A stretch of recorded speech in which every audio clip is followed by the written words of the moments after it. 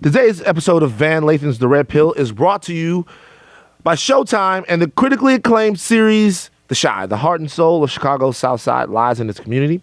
But when your world is a daily struggle just to get by, can you rise up and stand tall to realize a better tomorrow? Watch as Ronnie, Brandon, Emmett, and Kevin confront the tough choices that will shape their futures in The Chi. Created and executive produced by Emmy winner Lena Waithe, and Academy Award winner Common. Shout out to my man Jason Mitchell, who's in that as well. Louisiana loves Louisiana. Always fantastic actor. The new season of The Chi premieres Sunday, April 7th at 10 p.m. That actually was this past Sunday, and it was a fantastic season premiere. Only on Showtime. To try a month free of Showtime, go to showtime.com and enter Red Pill, REDPILL. This offer is for first-time subscribers only. It expires May 6th, 2019. Here's the deal. If you're going to go start watching Showtime, don't just stop at The Chi. Also, check out my man, Deezus and Miro, and what they're doing over there. Their fantastic show is amazing. Some great programming over on Showtime.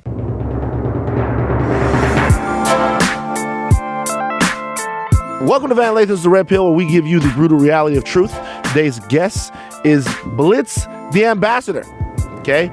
He is a Ghanaian hip-hop artist, a visual artist, and a filmmaker. And he has, on Netflix right now, a fantastic, groundbreaking, visionary film called The Burial of Kojo, which we are going to talk about on The Red Pill today.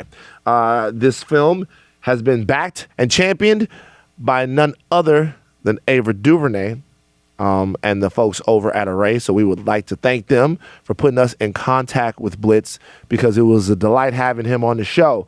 We talked to him about myriad things, about his film, what it took to make it, the power of art, some of the misconceptions of African art. He is from Ghana. Some of the ways that he was influenced by American black culture, even being so far away. This is a central theme and concept to me, involving black people, is how we're connected all over the world. Blitz is from Ghana, and he says it was the music of Public Enemy that allowed him to access the power inside of him that he needed to go forth and begin to create. That is an amazingly beautiful concept to me. We talked about the culture shock that he had when he finally made it over here to America, and some of the missteps that he made becoming an artist, and learning to refine his voice. Also, the film itself, The Burial of Kojo, which I saw, the people at Array were nice enough to provide me with a link to it. No, you can't have my link. It's on Netflix now. Go watch it. Go support this film. It's a beautiful journey. It's a visual journey. It's a film that you can tell was made with an artistic authenticity that really comes through when you're watching it, and I was glad to be able to talk to him. It's interesting to me in talking to Blitz how black people all over the world have a kinship in quest, if you will. We're all seeking the same things. We've been separated by colonialism, by slavery, by oceans, by language, by ethnicity in some cases. But what we want all over the world seems to be the same. And why connecting with people all over the diaspora is incredibly important, it's going to be essential to achieving some of the goals and dreams that we want as black people. And that's black people here in America, that's black people in the Caribbean, that's black people in Africa, all over Europe, everywhere. There's going to have to be not just an American community here of black people that unite together, but we're going to have to think a little bit bigger, because we want the same things no matter where we are. When he talks about representation and the Africans telling African films, it just struck me about how we're talking about the same things over here in the United States. But I'm not going to go too deep into that. I'm going to let Blitz talk all about it. Incredible brother. And I'm telling you right now, this is not the last you've heard from Blitz the Ambassador. Blitz is going to be around. He's going to be here making amazing, beautiful art in the future. I hope to work with him, and of course, I hope to work more with Array in the future. Interesting. I don't have anything to rant about this week.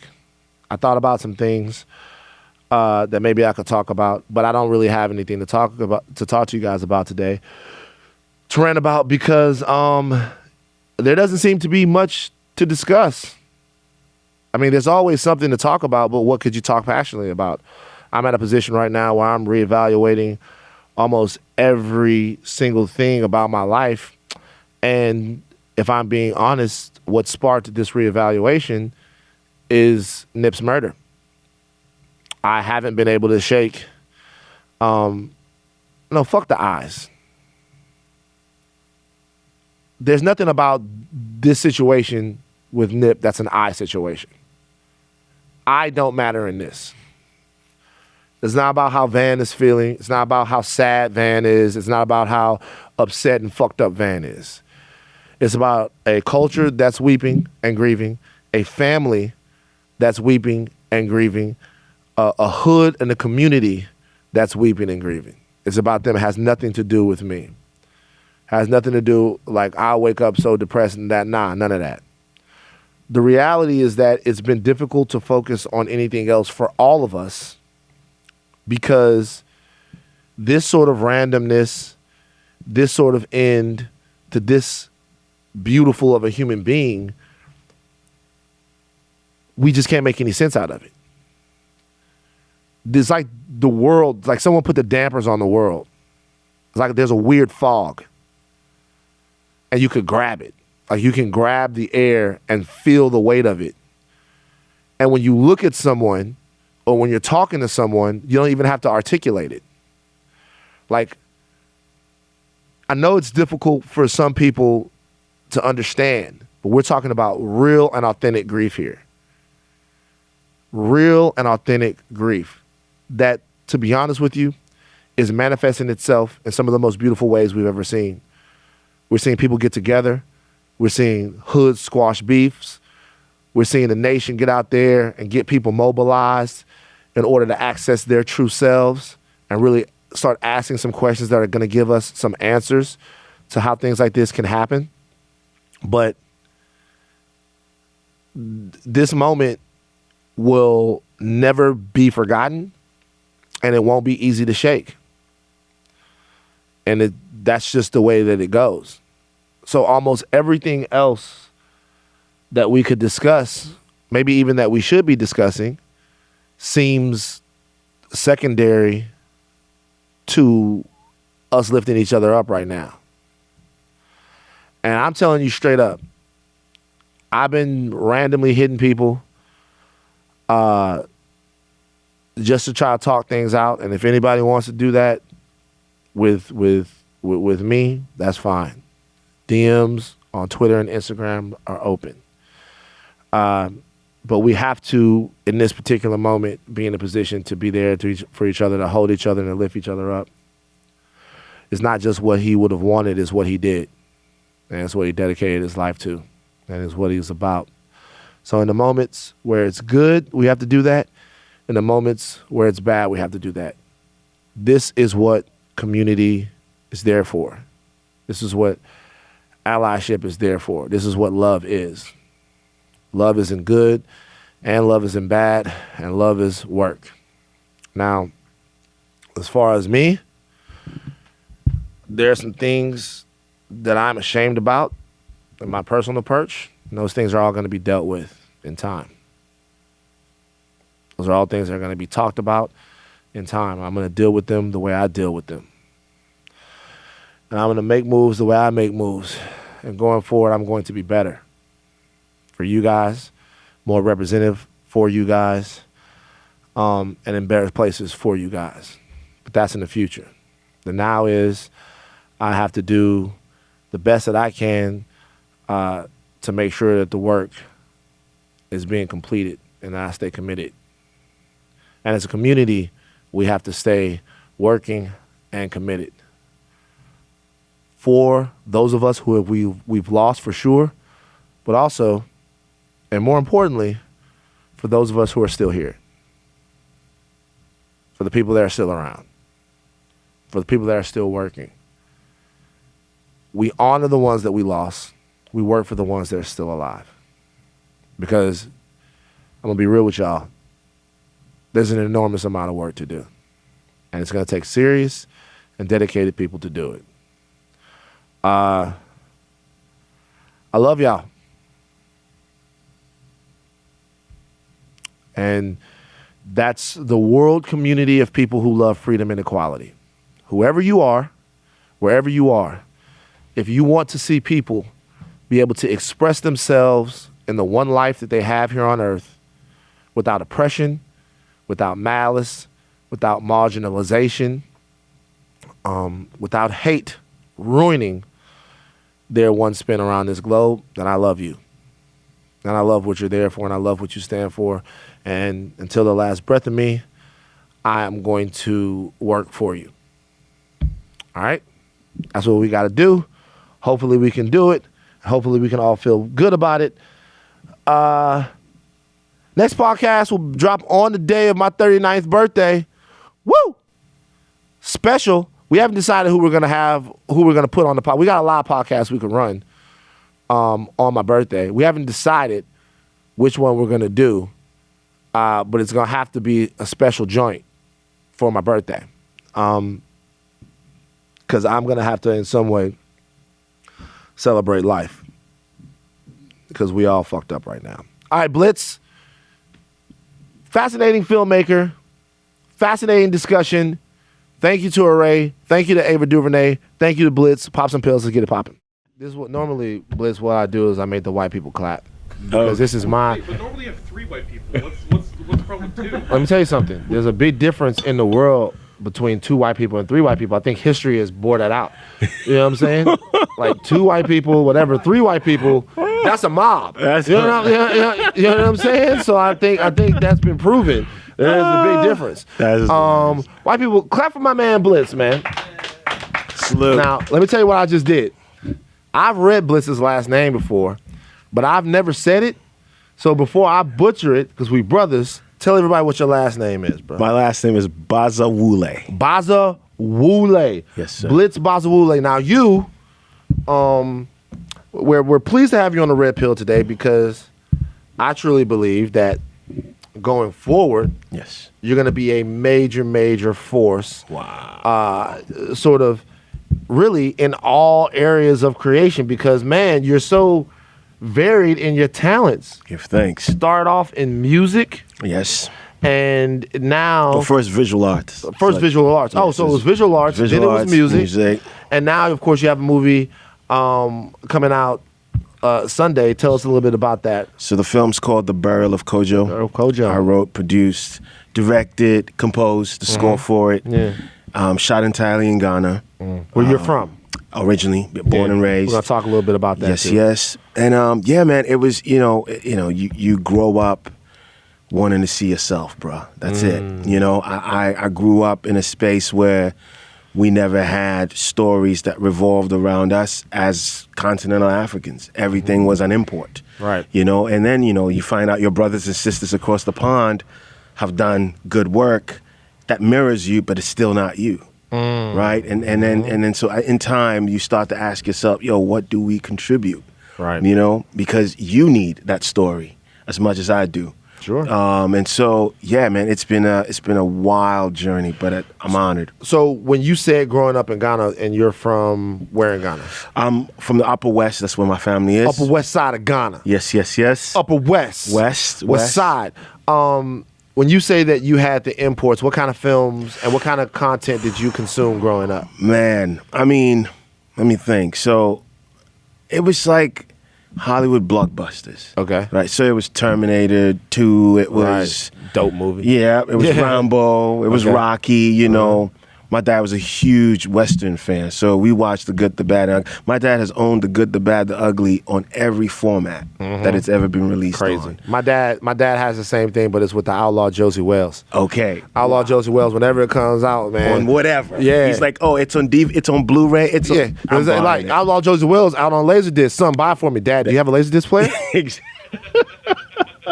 because we got to get one of those too. And that seems like a big investment just to get this one. Just to get this one. Yeah, right? Exactly. That's my dad. I feel you. So I grew up, and fortunately, I did see some really good films. Mm-hmm. But again, we talk about representation. Very little of it had to deal with Black life or African life. And so, I made it a point, and I mean that's why I got into drawing in the first place. Yeah. And that was crazy. And then hip hop came to Ghana. So like you're talking early 90s, and Public Enemy was the first rap group. I read that about you. Which was crazy. They came in 1992. We didn't even know what hip hop was. All we saw was that scope. And we were like, this is something, Right. And I think I was 12 at the time. And it changes your life. It changes your perspective because you see people who look like you speak assertively. And you're like, this doesn't happen here. And they had found something that, as young as they were, sometimes it was vulgar, sometimes it was brash, but it was always truth. Right. And so for me, that I gravitated very quickly towards that. And then, I got the chance to come to the U.S. to study, when I was 16, and, I've been here since. Now, growing up in Ghana, what specifically parts of American Black culture resonated with you? You say Public Enemy came, and that sort of grabbed you. That's interesting to me because Public Enemy's music is very, very specific in terms of its political direction, right? Yes. And things that you would think had to do with the unique situation of Black people in America as it relates to slavery and systemic oppression and all the things that they were fighting against. Yeah. But that still struck a chord with you. Yes. Explain a little bit why it did. Well, me and my peers, and I think we had also reached a similar space. So just to give you a little context, so Ghana in the time, we had just come out of a military rule. Okay. So like freedom of speech was still kind of suppressed. And so we had all this music that was happening at the same time, which didn't reflect us. So it was like my dad's generation's music. It was all love songs. And the specific type of music is high life music. So that was huge. Out of that birthed Afrobeat, which then Fela Kuti kind of was the proponent for. But at the time, it wasn't political at all. It was very, very basic. And, we were growing up getting frustrated because we're like, this is ridiculous. Young people have no jobs. Police are brutal. Like, there's nothing.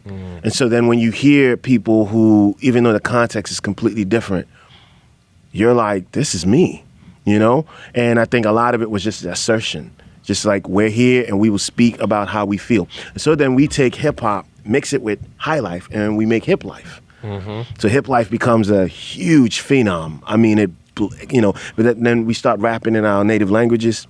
We sample, because hip hop sample culture. So instead of, we didn't have no Coltrane, we didn't have no jazz or nothing. So we're sampling high life records, just adding break beats. It's the same experience. Same thing. Right. So, guys like, shout out to Reggie Rockstone, who was, he's the godfather of that mix. I came up around that time. Before the music hit over in Ghana, did you feel any type of oneness with African Americans over here in America? Not as much. I mean, and it was content. We just didn't have, first of all, American culture, Black American culture isn't taught in schools at all. I mean, we rarely even know about slavery in public schools on the continent. I'll be surprised to meet continental Africans who have a clear idea of what African Americans have been through historically, right? Most of us come here, and then if you're lucky to be in school, you'll pick up and understand. But very few of us had that as information back home. So no, and it was honestly through the music that you learned. That was it. I learned everything. And I also think about that time. You had the LA riots. You had not long after O.J. Simpson. You had so many things. Explosive decade, the 90s. Explosive. So hip hop is the only context, because either that or BBC. Wow. That was it. And then they're beaming all this stuff, and you're like, they can't be that bad, bro. Yeah. Like, everything is just negative. And then you listen to hip hop and you're watching videos and you're like, but the circumstances, that's not what you're talking about. So that was crazy. And again, for a young person, obviously I wasn't processing it that way. It was more innate. I just knew there had to be more to these people.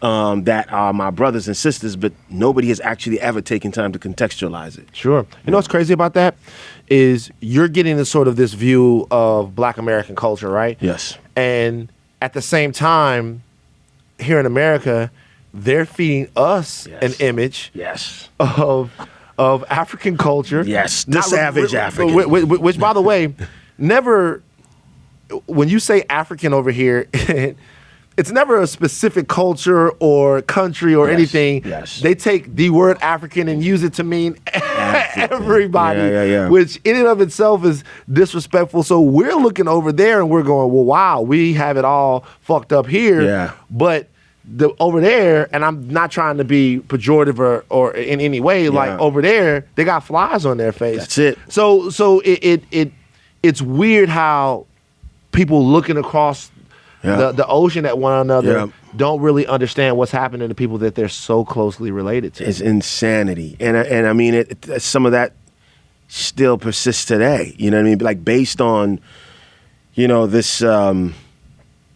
And it was intentional, you know what I mean? Sure. Like just miseducation on both ends, you know? And a lot of us, and so if you're growing up in an African household, you're kind of told to, if you're coming to America, they'll be like, stay away from these Black people. Right. They're this, they're that, they're that. So that we hear that as Black people, that you feel like that's a real thing. You're told that until you arrive and you're like, yo, fam, this is a lie. And when you live in Brooklyn and you're like, fam, but again, it's intentional because, God forbid, like we have a real connection, and we can see each other and say, look, there's some real connections here. And then you think about, and I've had the privilege of being in Brazil, and seeing Black people there, and listening to how they've been played as well. Like to see you and me, we're literally the same people. That's a completely different breed. And so for me, this is where my art has been very specific. Has been, okay, look, if I'm going to participate in any art, then my work has to be, how closer can we get? How much can my work embody these elements that I've had the privilege of seeing close hand, of being a part of, and saying, look, if someone is on this coast, they should be able to listen and watch and pick up something that they may not have been able to. So that's been the work. So when you got to America, that was when? That was 2000. 2000, you got to America. So you got there right before some major changes to American culture happened. Yes, sir. Yeah. Yes, sir. What was so everything that you had done creatively, you had a specific inspiration that come from growing up in Ghana. Yes. Was there any change to your creative method in terms of the music that you were doing or the inspiration? Did being here tweak the way you looked at things at all? Yeah, sure did. Listen, when you move anywhere, when you migrate anywhere, your first concern is assimilation. Sure. Right? Because you're like, listen, I don't want to be that African guy. Yeah. Right? So you're constantly trying to shed. You're like, if I fit in, then I'm not picked on, or I'm not singled out. So then you go through, high school, college, you try to do all of that. How old were you when you came over? I was 16. Okay, so you were still going through that phase, and so after a while though, I started to understand that, listen, and I was fortunate, and this kind of happened in college. So I went to Kent State University, and they have like one of the best African American studies departments in the country. Sure. Which again, at the time, I didn't even know just the complexity of us, Yeah, sure. So I stumbled in this building and just like my mind was blown. I'm from the continent and I know nothing about where I'm from. So then but then I find out that I'm not unique at all. Like Fela Kuti, this is where he came to figure out that he was African. My first president, Kwame Nkrumah, he came he was in an HBCU. That's where his consciousness was awoken, and he came back home and did work. And so I found myself in a similar place, and I was like, listen, I have to figure out, like, blending in is not an option, just like literally just being part of, because your art changes. Now you're trying to, it becomes less specific, and then I found out that no, I'm not doing anybody any favors, definitely not myself. I will have to start to figure out this information that I'm learning.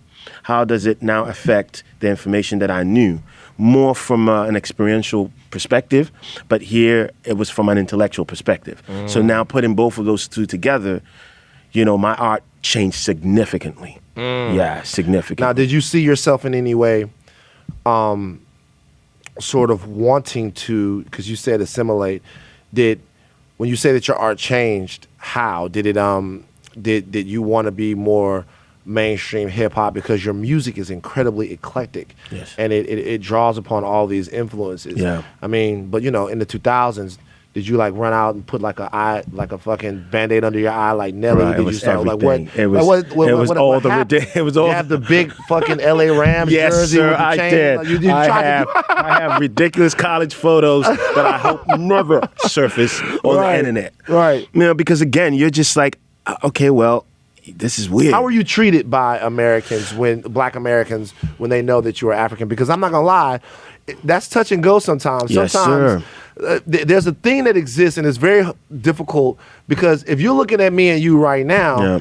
like you look like you could be one of my cousins, right? Yes, sir. But there's so many cultural differences, and growing up, I'll never forget Ben and his brother. These were the African kids that I knew, and they had it tough. Indeed. Growing up around us, Yes. the African booty scratcher thing, All of that. all of that stuff all of like that, that, and all of then that. when we came to learn that, like you said earlier, their parents kind of looked at us a certain way. Of course. It was a deal. Like, how did you combat that? Like, how did you what was your prescription to sort of understanding all of these different influences on you? Well, I mean, first to go back a bit, I was fortunate to grow up in quite a Pan-Africanist household. Oh, okay. Yes, so that was one of my first advantages. Sure. Very rare. So my father had worked internationally prior. Okay, so he was well-traveled. He was well traveled, Yeah. and at the time he worked for the United Nations as well. So it was like, listen, you're here, your brothers, here, your sisters. Here's what's going on with them. I can't give you all the answers, but you're gonna get some books. One of my first books my father gave me was Patrice Lumumba's book, autobiography, which is, I know none of my peers were getting that. You know what I mean? And so that was a huge, and I never discount how important that was for me, because yes, I mean I did encounter some ignorance, but especially in Ohio, where because New York's different, LA's different. Ohio is black and white, as in African American and Caucasian. Yeah. So, especially, Kent, where I was studying. Sure. So, there just wasn't an understanding of immigrants weren't a thing. So there was that issue of like, okay, here's this guy who's an immigrant, and then from the continent, where that the propaganda about the continent has been so negative for so long. So I found myself in class having to defend some ridiculous statements. What's the most untrue thing about Africa that you hear? Oh man, I mean The biggest lie, it just burns you when you hear it. Oh, bruh. well, there's a dumb stuff that you can't even address on some like Africans live in trees, and I mean. Wait. But I'm not laughing at the idea that Africans live in trees. I'm laughing that that's something that was actually said. No, that's sad, bro. No, it was like, it was like, because when you try to, like, I shouldn't, and I was in 2005, so the internet existed, bro. It was not, it existed. So you should know that there are urban cities and centers on the continent, all over. And I mean, there was, and then there were professors who were equally as ignorant, as it related, and you have to be that guy in class who was constantly like, no, that's not it, And so, but my fortune was that also, again, on my campus had one of the best Pan-African departments. So like while dealing with that ridiculousness, I can always just Feel at run. home. Man, and I was around family, people who got it, people who had been to the continent already, who had empathy, who would teach me. I had a professor who literally took me to his house and was like, "Here's my library of records. Here's my library of books. They're open to you." And that's when I learned, man, I didn't know folks like Coltrane and all that stuff. Like I got put on, and so that was extremely enriching. Because my thing is, you can't talk about bridging these gaps if you do not know your brother. Like, if you don't know, if you haven't been, if you haven't seen, right? Because then a lot of things that we see some of it even in Hollywood, where they're like, why is she playing an African? You know what I mean? Or like, why is he playing an African American? You know, and it's like, you know, there are all these little things about us that we haven't taken time to learn about each other, and so it's constantly used against us, right? So, at what point do you start rapping? Oh man, I started rapping I was probably 11. Oh, so you started rapping before? I rap. Because I was about to say, yes. You get to America and then you're like, yo, I'm here, I'm black, I gotta start rapping. I was like, yo, bro, it's a stereotype, dog. Like, you know what I'm saying? I know. It's like, you know what I'm saying? No. It's a stereotype. I know. But so you started I started rapping before then, and so you already had a style and you had kind of what it was that you wanted to do as a rapper. But it was all copying. It was all copying. Who did you copy? Man, I copied everybody. Biggie. Biggie, Listen, of I course. mean, come on, I could rap Biggie all day. Warning. Yeah. You know what I mean? Like that was that for a while. But then, you know, you start to understand that no, like, look, he's talking about his reality. Yeah. Like that's why it works. You know, you can't be Biggie. You can't be Jay. You can't be any of these guys. Yeah. And so that's when you start asking yourself, well, what are my musical influences? You know, like, what do I know? What are our conditions? And then you start to find your way little by little. But that was the hardest thing, because also think about it, up until 2010, where myself and someone like Kanan, I don't know if you're familiar with Kanan, Sure, you know, we were one of the earliest like MCs from the continent trying, you know? Yeah. So then, you know, it was like, even style, like, what are you wearing? You know what I mean? Right. People were just like, this is whack. You know, like, I remember MTV, because African nepotism, which is sometimes great. There was a brother who worked at MTV, who was just like, listen, I like your video, I want to put it up on MTV I think it was at the time. They had all those MTV U's, all that. Videos, right. So they threw my video up. I actually hosted Sucker Free Sunday. Oh, did you? Yeah. It was crazy. Word. It was same night. It was same day. We were taping the same day Michael Jackson died. It was crazy. Wow. Yeah, it was the wildest thing ever. I was in Times Square. We were shooting this thing. It was the wildest thing. But I digress. The Yomi put my video in, and I remember just the comments, because back in the day, and it was all about my shoes. And I was like, it was just like, I don't even remember. What were the shoes? It was some, I don't know, some. Maddie, what's the name of this video? Please don't. What's the name of this video? It's called Breathe. Breathe. So Breathe. What name do you rap under again? Blitz the Ambassador. Blitz the Ambassador, yeah.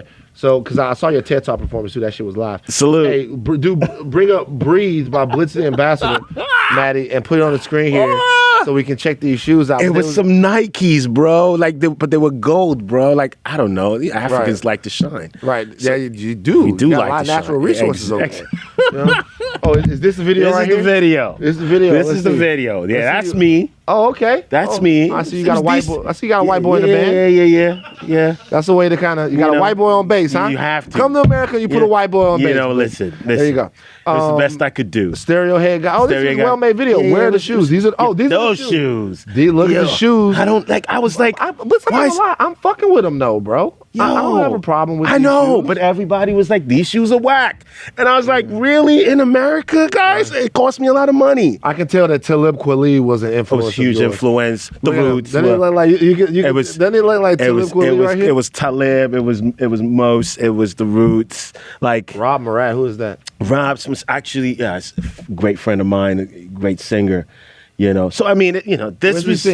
That's not the guy from. Rob Morat, that's not the guy. Who is he from? Where is he from? I feel like I know that name. New York. He's New York. He's an actor now. He's out in L.A. now. Oh, I might. Yeah, you might know him. Yeah. Rob's good people. Okay, so this video went on, and you said you were getting killed. I was getting killed, and I was like, guys, look, it's not that serious. I'm trying here. You know what I mean? I'm trying to bring something. Right. You know, but that was the constant thing that we were facing.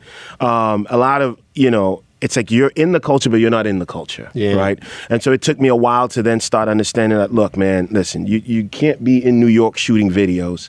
You have to take it home. Sure. You know what I mean? And that's really, I think, my real awakening was when I realized that you can't copy your way to the top. It just doesn't Yeah, exist. you can't You do can't. it. They smell it. They want the authenticity, Listen, bro. you know what I mean? And so I went home, spent some time at home, got reconnected to the music that I grew up on, which was phenomenal music. We just hadn't figured out how to get it back out there. And when I came back, bro, literally within a year, I had toured close to 15 countries. You know what I mean? Just out of just saying, I'll get back to rapping in my native language, which is Tree. Yeah. You know what I mean? I went back to doing all that stuff. What's the name of the language?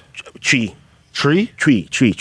Akan or Tree. Kano tree? Yeah, Akan. I like teach me like teach. So okay, yeah, easy one is Etisane. Etisane? And you say yeah. That's easy. Yeah. So what did I just say? You just said Van's not. I'm just kidding. Oh, I was about to say, man. Don't give me no crazy shit. Nah. I just asked you how you doing, and you said I'm fine. Word. That's it, So you rapping in your native language, and then Yes. you find that people gravitated towards a you lot being more, your a lot closer. And I am tribally Sisala, but we all kind of speak Tree in the city, you know. Mm-hmm. So that was a huge turning point, and then comes the visual elements. Right? Yeah, let's get to that now. So Yes. now,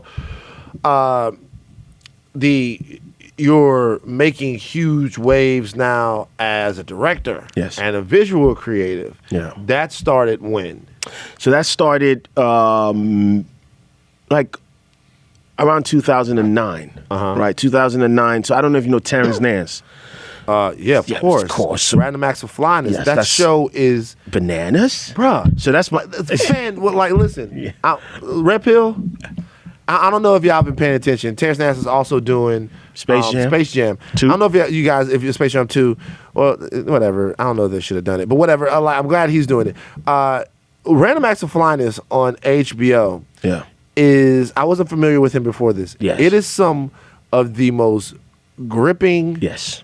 thought-provoking, inciting, Yes. challenging, Yes. satisfying, Indeed. moving media I have ever seen before in my life. Yeah. And I know that the show has a cult following. I know that the show has a big enough following. But God damn it, if there was one fucking show that Yeah. I could stump for, it would be Yeah. that one. Yeah. Every single time you're Yeah.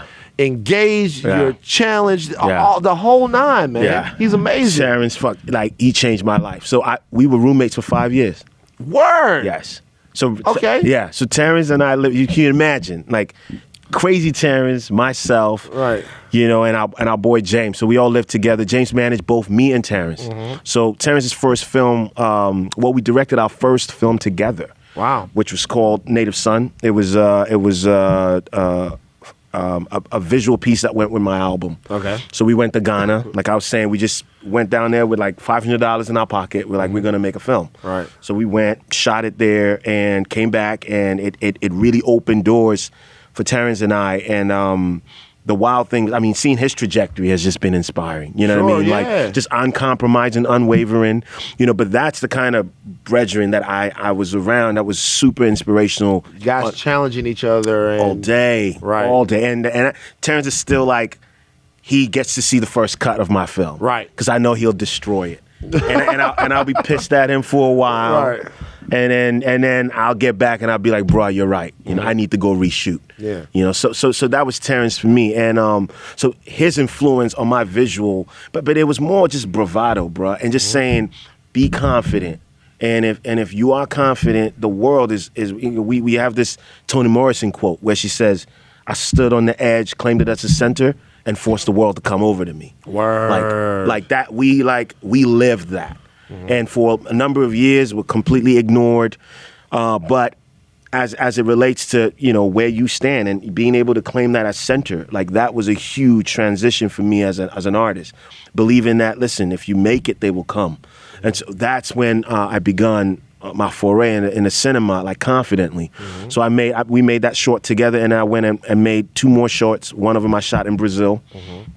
And just like really, it was like boot camp, Because the other thing I knew was that, look, as it relates to African cinema, because of how little of it exists, and also how much of it is policed. Police in what way? Policed by, by foreign production companies that get to vet what movies get made on the continent. Sure. So very few of them are funded by us and shot or directed by us. Most of them are co-productions from Europe. Right. which I feel is some version of cultural colonization. So like, Wow. yeah, Expound on that. No, so I mean, it's a cartel system. So most films that you have that end up going to Cannes, end up going to Tribeca or TIFF are almost always co-productions from Europe. And so they kind of come in and they're like, okay, who's hot? Okay, this is the kind of story you need to tell. This is how we're going to set it up. You probably can't do your post-production in Africa. We're going to move it to Europe. We'll like strip it of all its color, all of its life, and we'll throw it on the circuit. So that has become, if you think about African cinema, your visual palette is almost always Hotel Rwanda. Yeah. It's this like earth tone, brown, and that's what everybody uses. Right. So like there's the Hollywood incursion, right? Like where they come in and there's Happens a little bit in Bollywood too. a little bit, Yeah. a little bit, right? Where you're like, but you know, if you've been on a continent, bro, it's some of the most colorful, some of the most vibrant people and Which places. this film is, by the way. You know what I mean? Yeah. Because for once we were like, we are free, bro. We don't, because what I did was, which was crazy, I went We're and running the trailer right now. Okay. You guys can see some of the amazing visuals. By the way, this young lady's powerful. she's amazing. Never acted before. Never acted before. Never acted She's your lead. before. Let's give her some My props. lead, What's her please. name? Her name is Cynthia Dankwa. Okay. Never acted before. Her mother's phenomenal. Played by Mamle. Yo, Oh, it's- this scene right here where she's got the like. Oh my God, bro! Like, listen, I was watching this because I was trying to get it in before Word. you got here. I Yeah. was watching this on my phone, and when Yeah. I got home, Yeah. I had to like Wow. figure. I was in the crib Wow. figuring out how to get it up on the 65-inch Wow. because this scene right Yeah, here is yeah. so visually amazing. When- Yeah. because this is the scene where I guess she's describing where it was that her parents felt like she had like prosperity. on Yes, her- yeah, that's the one. That she Yeah, was yeah, that yeah. she was that she was Yeah. she was destined for something because of this right here. Yes, yes, it's yes. amazing right there. Yeah, man. So really, in a way, the filmmaking that you're doing is revolutionary because you want to challenge commonly held notions about African cinema. Most definitely. But it's also like let's expound a little bit. So, listen, cinema as a medium, right, is probably one of the strongest means of building empathy for people, right? So, like if you think about, you know, like one of my favorite movies is a film called Amélie. It's a French film. Seen it? Yep, fantastic. Great So, movie. so Don't come in here stunting on I me know, with the brother. film shit. I know, brother. Like, I'm Listen, a nerd. listen. Nick, get this guy. Like this guy's trying to come over here. It's like don't like listen. I love these movies that you're talking about. that's amazing. and I don't want to.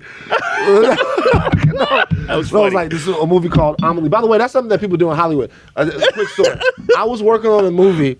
In Baton Rouge. Word. And so and this was the first time that I met people that were from LA that were shooting the movie. Okay. And so I asked the construction guy, Tom Jones, shout out to Tom, the guy who really showed me how Hollywood works. But he was all they did was build the sets. He was a construction guy, got but it, he had got been it. around so many producers that he knew how they were. Yeah. And I go, oh, so how did you get into do this? How did you get into doing this? And he did something to me that people in Hollywood do all the time. Yeah. He goes, yeah, so I actually started working on this movie. I don't know if you heard of it. It was called Teenage Mutant Ninja Turtles. and I was, That's and I was like, don't do that. I'm like, my guy. He's like, don't Yeah, it that's was funny. called Teenage Mutant That's Ninja funny. Turtles. I was like, yeah, bro, I fucking saw the turtles, dog. like what you want? I saw the turtles, man. That is hilarious. Amelie is a little bit more. Amelie is a more it's obscure. niche, bro. Yeah, It's niche. yeah. And I didn't want to. Right. And it's really for the people. Right. It's Yeah, really yeah, for the it's people. more obscure, but you were saying, so- I was saying, you know, in terms of just like building empathy, that was hilarious. But Right. That's a true story. Tom, I love you, but you played me with that fucking Ninja Turtle shit. That was crazy. you know, again, like, you know, building empathy, right? And you know, listen, if something happens in France, right? How your mind works is like you may not even know anybody from there. But you've walked in the shoes of characters in these places and they feel real to you. So you build a strong kind of empathy for the place, for the people. So when something happens, your immediate response is empathy. Right. Now think about the continent and think about how we've been socialized to think about the continent as it relates to cinema. It's war, it's famine, consistently. If anything happens there, you're just going, oh, that's what y'all do. Like, y'all fight wars. Even with like movies like Black Hawk Down and shit like that. All of that. Yeah. All of that. Like, we can run them down. Like, listen, I love Idris, but come on. Like, Beast of No Nation, like, all of them. You know what I mean? Machine Gun Preacher, like, Hotel Rwanda, you can run them down. Yeah.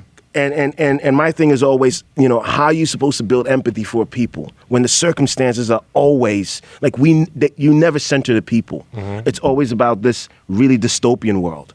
Right, and so my thing has with this film specifically was, listen, let's for once hone in on the people. And I'm not saying that you hone in so much that you forget that they live in a world, right? Because in this film, listen, there's a lot going on socio-politically. There's like Chinese incursion on the natural resources. There's all types of things that's going on in the film. But I'm like, this is about a family. Can we, for once, hone in on a little girl who's trying to find her father and like it not be this wild, sensational, and we can create amazing images to sustain that narrative. We don't have to, it doesn't have to break out in a war or in a mob justice or something for us to feel like it's worth being told. So that was one of our biggest challenges, my DP and I, was just, fam, like we have to be brave here.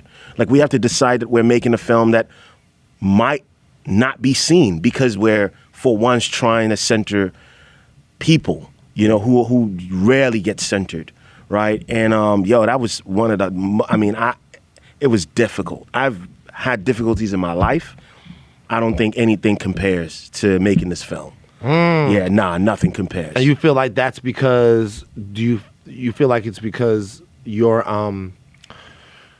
were being so ambitious with it? Or did you just feel like once you got there, that maybe you didn't see how difficult it was going to be? Like I know that's phrased wrong. I'm saying, like, do you feel like at any point what you were trying to do couldn't be accomplished once you got there? It was less that and more the fear of, after doing all of this, nobody's going to see it. Nobody's going to see it. And I think that's any artist's worst nightmare. It's like, listen, we can survive 25 shooting days for no food, just in the wild, struggling, and get the work.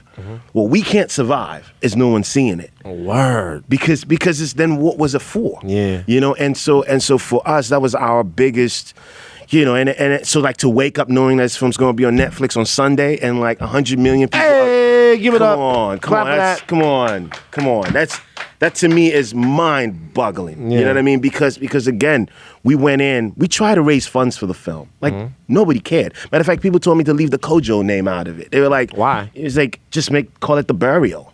And I was like, because again, everybody's afraid that if you center Africans, it's a name. Nah, we ain't doing that no more. Come on, man. We stepping out here with our truth. Come on. And we gonna put our truth on that screen, and y'all gonna love it.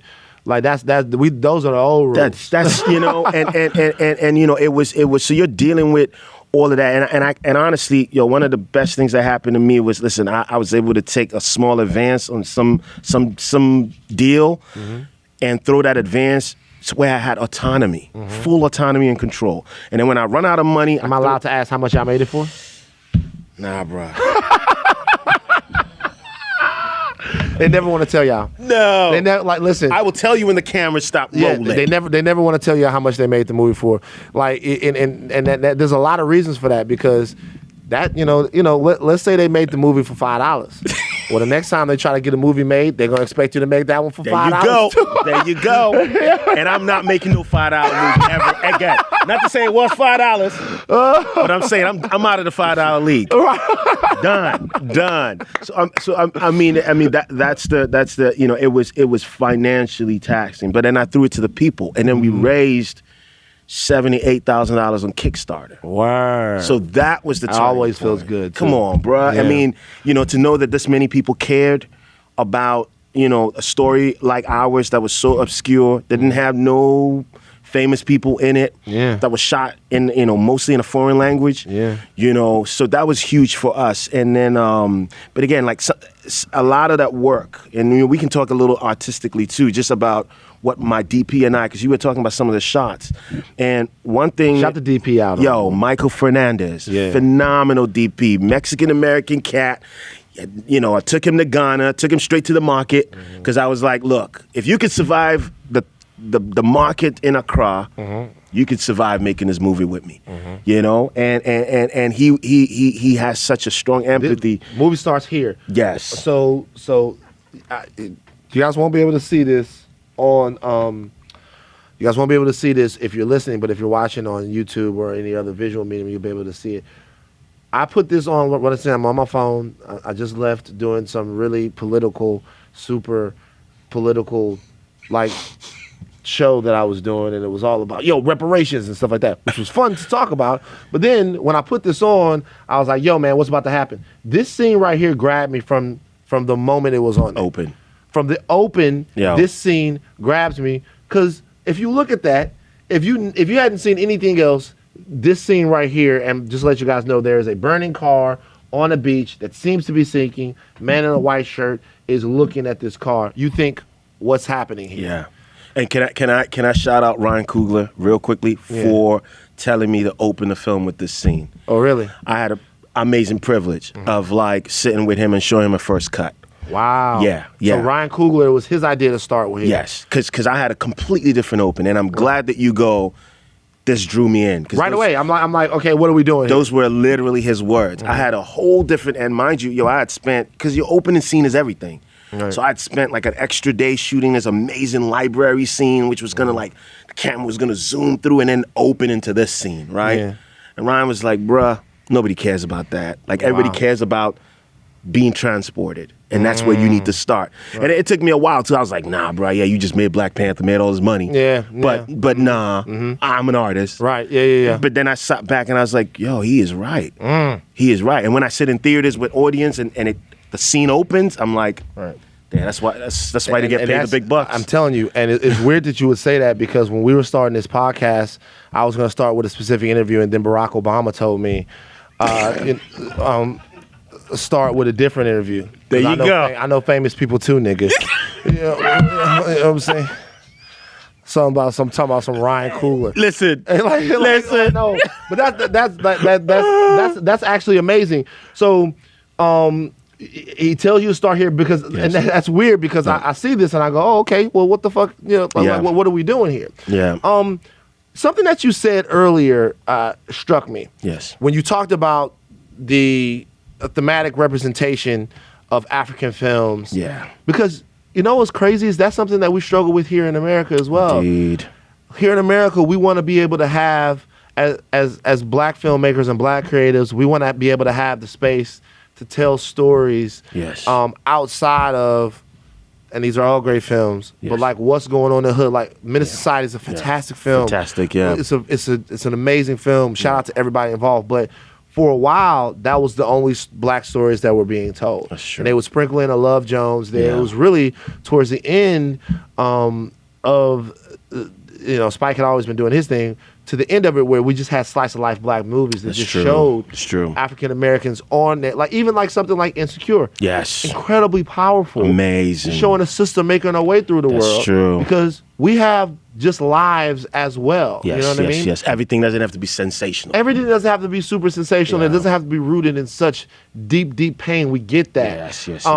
So when you we're trying to get this film either made or financed or kind of get people interested in it, was there any part of the feedback you got to your idea or to your script or anything where people were like, nah, maybe change it a little bit, inject some other things into it so you can maybe captivate a worldwide audience a little bit more? Yeah, for sure. I got a little bit of that. I mean, the thing was, I didn't allow myself to go through too much of that. Okay, so you didn't even. I didn't. You know what I mean? I did it because it was obvious to me what was going to happen. I knew how my PS had made movies on the continent. Yeah. And I was like, listen, unless I get some random angel who's just going to be like, hold this money and go do this. Yeah. I knew it was going to be challenging just ideologically. Like, why this? You know what I mean? Because immediately they go, what's going to sell? And we know what sells in America as it relates to Africa. Yeah. And this has none of that, you know? So immediately, you know, I mean, the script did float, you know, for some European producers here and there. And either they just didn't care for it or it was very passive. Like nobody was like, yo, okay, great idea. Now, how can we...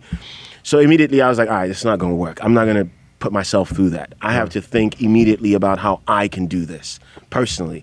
And I have this thing about plans, right? If everybody says no, can you still pull it off? Word. You know what I mean? And that is like, for me, the only real judge of how good my plan is.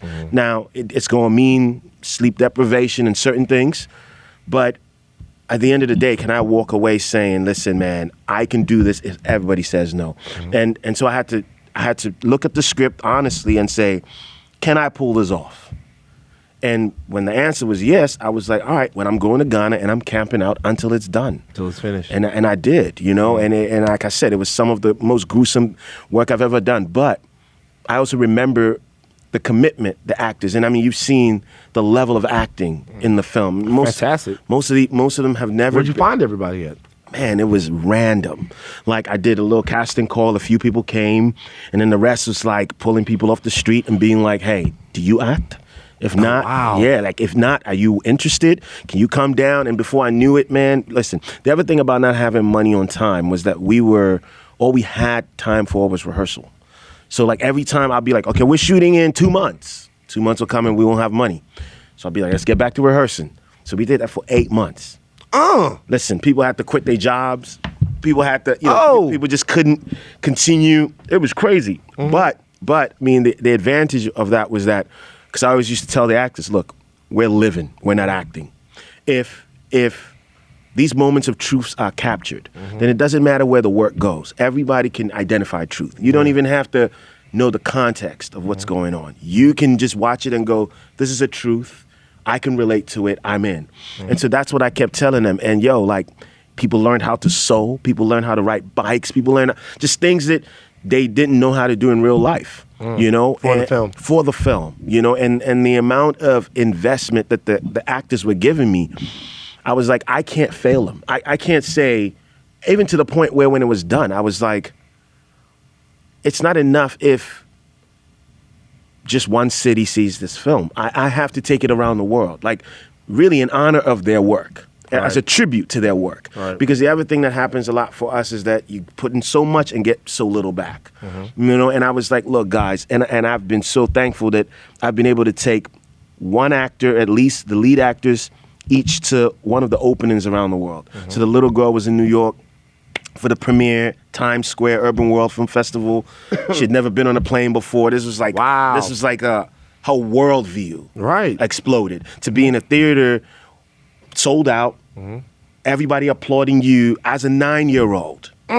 You know what I mean? Completely opens up and changes what she thinks is possible on Earth. On Earth. It's incredible. The lead actor, so we've played in about 10 countries now, and a few of the actors have been able to travel with us to see the reaction of audiences. And for me, that's probably the biggest payment. Like, I mean, we didn't have a lot of money to pay them, but that experience, for them to see the work being appreciated on such a level has never happened for us. Right? How'd you hook up with Ray? I mean, Ava, man. Whew. So Ava's been a fan of my music for a while. Oh, really? Yes. Shout out to Ava DuVernay, by the way. So that's everybody clap for Ava DuVernay. Listen, and to have Nick, you're not gonna clap for Ava DuVernay? Like at first, I'm listen. We got Nick May here. This is Ava DuVernay's brother, and you're not gonna clap for her? What? Oh, you didn't know that? I didn't know that. That's her brother. Wait. Wow, that's what you were talking about outside. That's what he was talking about. That's my man. This is really Ava's brother. You will tell me? This is that's Ava's brother right there. What a way to find out. I'm telling you, this man was outside talking about. Listen, if I would have directed Selma, I might have done some things different. You didn't know you were talking to her brother. By the way, he didn't say that. I didn't say that. Ava, please. Ava, he didn't say that. I did it. That was Van being a scamp. Okay, I was being a scamp again. But yeah, so So how did you hook up with the Ray? No, man. So the film played at Urban World, and Tulane was there. Tulane, is the right hand. She does everything. An amazing, person, but also just a film head, And but It's it was always important to have people in those positions that are film heads. Yes. They don't just love. Obviously, there's a business part of this. Yes. But it's always important to have people that actually love film to be in those executive positions. Indeed. Because a lot of them will just come over and tell you why don't you put a robot in the movie? Yeah, exactly. You know what I mean? Like, is there a room for a robot? And It's like, Yes. no, we're not fucking, no, there's no robots. So Indeed. it's important to have people like that. But you were saying. Indeed. And then I don't know if you know Tina Farris. So Tina is a tour manager. She's done tour managing for the Roots for years. So she and Suede, her partner, were the ones who were assertive, and they hit up Ava and was like, look, you need to. Ava had already seen the film. And they were like, look, this is the one. Like you need to get behind this. And that I'm super grateful to Tina and Suede and Ava and Tulane for like saying, look, this work deserves the platform, and listen, if I had nothing to do with this film, I would champion it just as much because of the representation, but also the commitment. Because I'm one person, bro. One person don't make a film. It's a family of like 40 people, Sure. Who edit, who score, who do all this wild stuff. And like, yeah, man, like the continent deserves it. Like it's been too long where we haven't seen our stories told the way we know how to tell stories.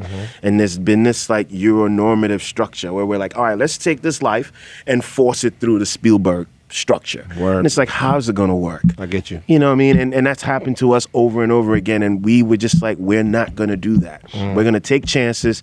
And if it fails, at least we know we tried.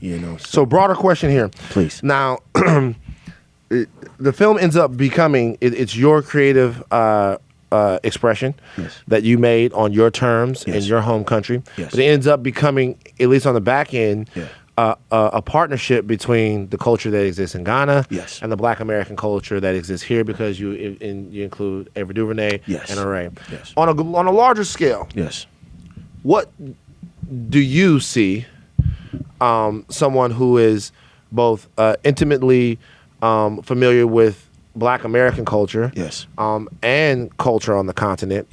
What do you see the future of the relationship between Black Americans and, not to use the broad term, but Africans or people that live on the continent? As far as Pan-Africanism and things like that, is there something that needs to be repaired? Is there something that we're not doing for our brothers and sisters and cousins over there? Is there something they're not doing for us? Yes, indeed. So having the perspective that you have, what do you see that as? Yo, I will say this. Anytime that Black people have had any real advancement, it has come from communicating with one another across continents. We can look back at even slave revolts that were happening in the United States. Most of them were informed by slave revolts in Haiti and the Maroons around the Caribbean. Sure. We talk about independence, which is one of the most critical movements on the continent. Independence was born out of that conversation of like a W.E.B. Du Bois hanging with Kwame Nkrumah and saying, look, y'all can fix this. You know what I mean? And then him flying in brothers like George Podmore from the Caribbean and saying, we can do this. And it's been amazing to me with all the results that we've gotten by just saying, because the wild thing is that we've all evolved very differently as it relates to white supremacist propaganda. So if you're on the continent, you've lost certain things, but you've held on to certain things. If you're in America, you've lost certain things, but you've held on to certain things. And like our brothers and sisters in Latin America, like in Brazil, like the wildest thing for me was to go to Bahia and find out that African traditional religion is so intact in Brazil than it is on the continent. It's insane. Like Cuba is similar. Like the level in Really? which it's incredible. Look, bro, we like are all Christian and Muslim on the continent. It's very few of us are believe in any kind of African spirituality on the continent. You go to Brazil, bro, in Bahia, almost everybody is Yoruba or Ife or Ifa.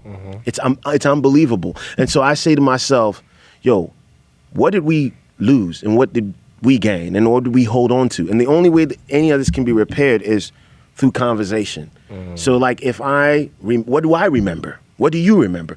Another dope thing, or well, it's not so dope as it relates to black Brazilians. So in Bahia, it's 90% black. They've never had a black mayor.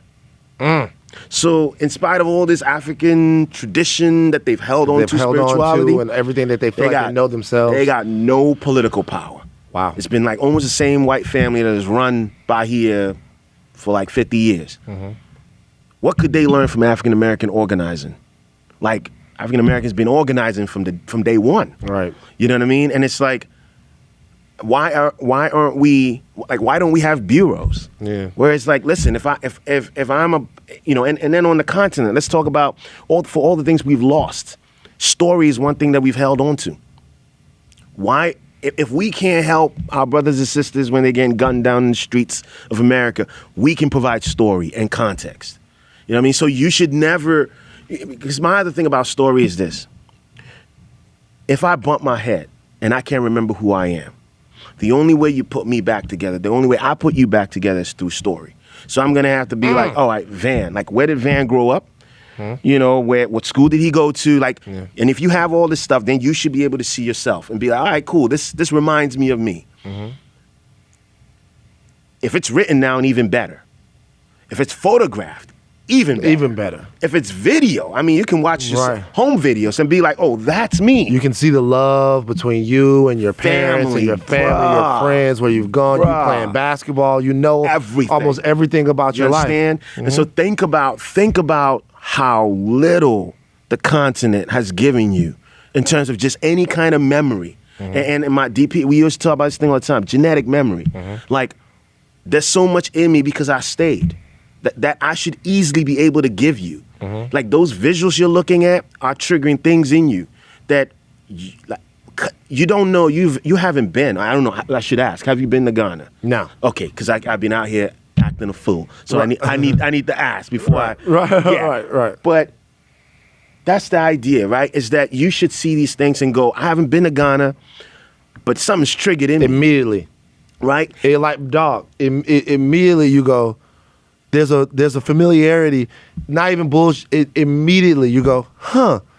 And even the structure of the story, like I haven't heard that story before, but I've heard that story before. You know what I mean? Yeah. And that's my thing about the critical, like the need for us to make this work and the need for us to communicate it.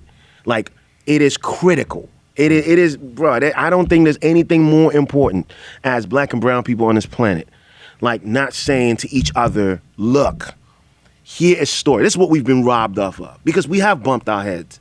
We don't remember jack. Right. You know, and the parts that you remember are fragmented. The parts that I remember are fragmented. The part that he or she remembers are fragmented. And the only way in which we can kind of start to congeal in any way is by conversation, is by physically being in communion, being like, listen, I'll come visit you. You know, I'll come see you. I'll watch, because this is the medium through which I can start to experience some of what you've been through. And so I'm like, you know, and that when we talk about hip hop music, as when we started the conversation, that's what that felt like to me. As a 12-year-old listening to Public Enemy for the first time. I'd never lived here. I'd never felt the pain. I didn't know what was going on here. But there was something familiar because that thing has been reciprocated. It had gone full circle and come back to me. You know what I mean? And so there was a familiarity where I didn't have to ask, what is this? I just knew it, I recognized it, and I participated in it because I felt welcome. Right? And that's what our work our art has to become. That means in which we start to repair some of these fragmentations, be a little bit more intentional, you're asking like, where does it go? I think the economics of it is also critical.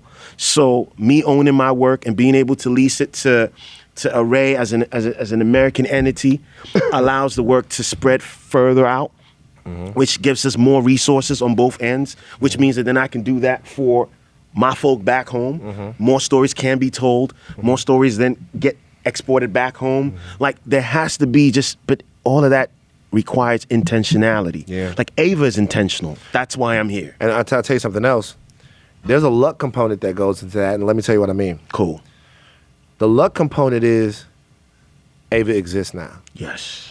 The luck component is that we have something here. And by the way, when I say we, I mean something that's owned by black people and black culture, and that but also when we're talking about these things, we're talking about them.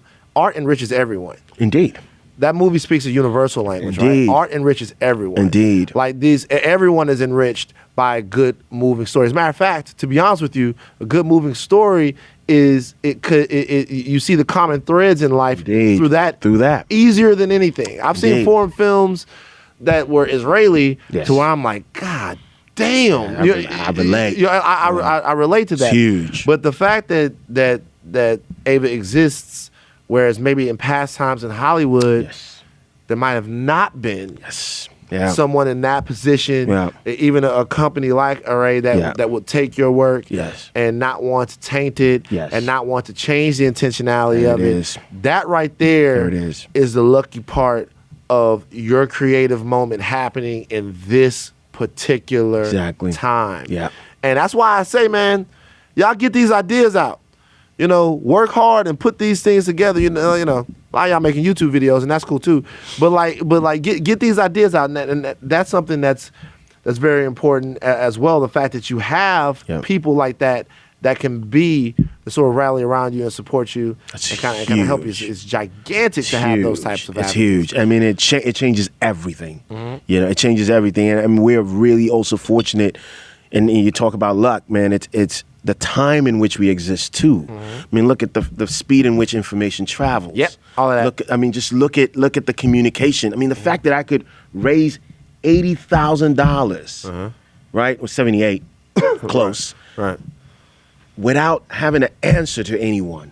Like nobody standing over me going, nah, that ain't it. Yeah. Not one person. Yeah. Besides Ryan Coogler. Besides Ryan, Yeah. who was like, Same thing Barack did for me. Barack, Yeah. But you need people like Barack and Ryan. Though. Yeah, exactly. Yeah, my homeboy Barack. But yeah, no, exactly. So I'm gonna ask you this. Please. And this will be a question that you're gonna get in Hollywood, and we'll kind of. What's the next movie? Well, bro, I don't know. I do not know. I know that we have this one. It speaks a specific language, and I believe in the law of threes, man. Like I want to, listen. Think about like the Mexican directors that came in the game. Like so, you're talking Alfonso Cuarón, Guillermo del Toro. Those guys are killing it right brother. Why though? Those guys are. Why? And Those guys are murdering it right they're now, giving man. each other the Oscar. They're like, Right, yo, yeah, bro, and yeah. we gonna speak Spanish. Right, yeah. We don't care. We on national TV in America. There's a lot of good work going on down there, Brother, they're killing it, brother, man. and it's because they came, first of all, they came as a clique. Let's get clique. And also, they also told their stories because when you watch Imama, You Tu Mama Tambien, yeah. when you watch us, that's a very that is Mexican, and that's not a Mexican story that you would have. It's not a cliche No, or stereotypical that Mexican story. crazy. I remember when I first saw that, I was like, What? Mexican films, Yeah. man, it's Yeah. different. But Yeah. so Yeah. that's actually a very Yes, Amores Perros is another one. Too. And but their game for me was like, yo, we're gonna come through. First of all, we will tell enough of our story that we master form. So like nobody can come to us, hire us, and be like, we want you to make this. No, we'll come. So when you see our work, you'll know what not to hire us for. Right. And you'll know what to hire us for. And when we come and we say we want to make Gravity or we want to make The Revenant, you know that it's going to have a voice. Like what's happening right now in Hollywood is that, listen, like the director has become so obsolete. That there's so many films that it doesn't matter who directed it because it looks exactly the same. Yeah. There is no voice. The reason the Mexicans are killing it is because they have voice. Right. The minute you see The Revenant, yeah, I mean that's a very traditional American story. But that lens, I say it's an American story as it actually gets. It's like, you know what I mean? Yeah. You know, but Right. the lens is very specific and it has a voice, and that's like really, man. Like I really, you know, and I want to shout out Wanuri, who's a phenomenal filmmaker from You got Kenya. me. I don't know who that is. Yeah, Wanuri's amazing. This brother called Akin Omotoso, who's from South Africa. Like our goal, and we've had these conversations amongst each other, is that we play the Mexican game, where you come in so bold, you're kicking in the door. We just lost all of our Trump supporters. They're all gone, bro. They just turned. You said we played the Really? Mexican game. The Trump Mexican supporters. going, that's it? We They just lost turned all out? of our Maddie. Damn, my producer, bro. Maddie. Yeah. Huge Trump supporter. Jeez. So when you said, Anything on this podcast. Oh Right, man, right. damn, I'm screwed. I'm screwed. but you're saying that's the way That's the game. You come in brave and you do all you can to assert a viewpoint coming in. Right? So they know if they hire you, you're bringing a perspective. And that's the only game to play. Otherwise we're just continuing to further a group that already has power, and there's no point. Right. Like the game now is about inclusion, right? And so if we're coming and we're saying, listen, we're gonna join this game, then let's bring a clear perspective. Let's be bold. Let's burn cars on beaches, bruh. And hey, man, we did that without a fire extinguisher though. and anything can happen. You know what I'm saying? But we were willing to go there. You know, we're like, look, No man, fire extinguisher, no huh? fire extinguisher. But we had to see. All right, there you go. Yeah, we had to see. So worst case, you know what I mean, you can Get douse there. that fire. But my point is that, man, listen, let's do things that, you know, with challenges, will trigger this genetic memory. And you said something that's very critical, which is that great stories are universal. And listen, the places this film's been globally, right, where people have fully connected. You know what I mean? Like, I've actually come to realize that all these flimsy, fake African films they're making are actually doing no one no service. Because what they want is the real. Right. Like, that's why they paid money to see Miles Davis, bruh. Because he was up there being his authentic self. And by the way, real jazz, if you guys don't know, real jazz is it's conflict and it challenges you. I stole that from La La Land.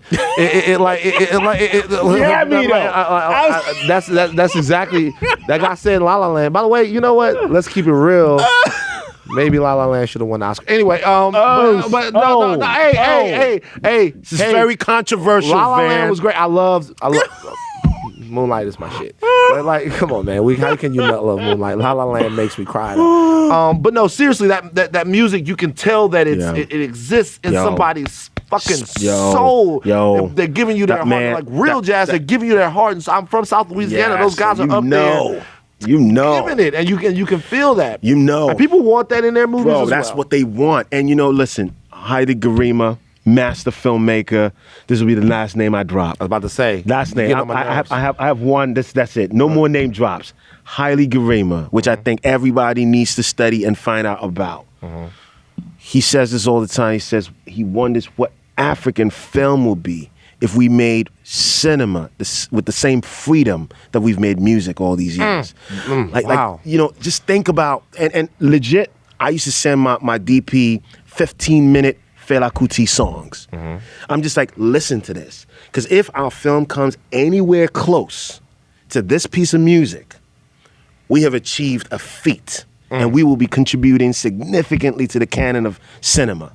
Because what that 15-minute of Fela is freedom.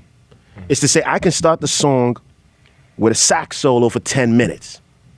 I can come in singing off key. I can do whatever, and you're still gonna love it because the pulse is honest. Right. And that's what we were constantly debating while we were making the film. And like, we legit had a shorthand, which was, we've got to be brave with the camera. That was it. So the minute we were kind of getting to our, you know, oh, how does this fit with what I've seen? It's like, no. How brave are we with this camera right now? That means sometimes the shot's gonna be from under the table.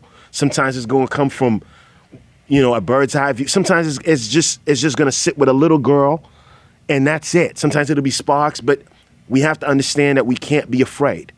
You know what I mean? And those sparks, bro, if that shit hit you, like it was painful. Yeah. But the camera had to go through it. Yeah. You know, and so we understood immediately that we were risking a lot, but to tell these moments of truth, because that's what's gonna live on. Everything else, nobody will remember. You know? I'll give it up for Blitz, man. Salute. Thank you, Van. It is an honor. Blitz, it is an honor and a true privilege. I gotta tell you. I appreciate you, brother. Thank you. I appreciate the genuine artistry. I appreciate the passion. I appreciate the work. Tell them again where they're gonna be able to see the movie. Streaming on Netflix. Yes, man, and please recommend it. Right. You know what I mean? Like, you know, that's the power of Netflix, bro. Everybody's got an account, even if you jacking somebody else's password. Even if you jacking somebody else's. You know what I'm password. saying? Like am I free to say this on? Yeah, say it. Okay, I a few people use my password. Please, What? Netflix, don't play me. Give me that original still. I need it. You know, let me tell you the crazy thing about letting somebody use your password is they start recommending you all kinds of movies that you don't really want to fucking see. No, so and then and it'd be weird too, because you'll I'll let my sister borrow my password, and all of a sudden Netflix documentary Skinheads in America recommended for you, and I'm like, what the fuck are you watching? This is not me. Like, yeah, like why This are is you? not I don't me. want to watch the Skinhead documentary. Why is that? Like, there's all kinds of. That's hilarious. It's funny. That is hilarious, bro. You're on Yo, your way, man. It's a pleasure, man. Pure God talent, bless. baby. Thank you, Pure sir. talent. One more time, give it up for Blitz. Salute. Thank you.